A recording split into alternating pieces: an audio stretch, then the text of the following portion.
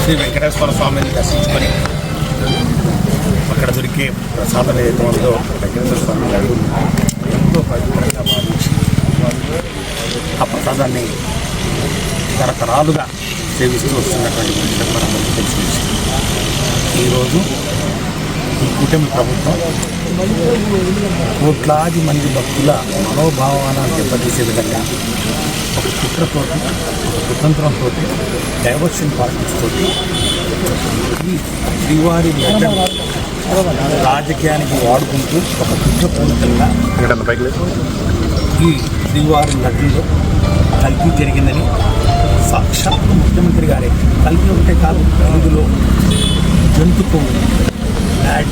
అంటే అట్లాగే ఈ యొక్క గుడ్డు కొవ్వు అట్లాగే ఈ యొక్క ఫిష్ ఆయిల్ చేపలు ఇవన్నీ కూడా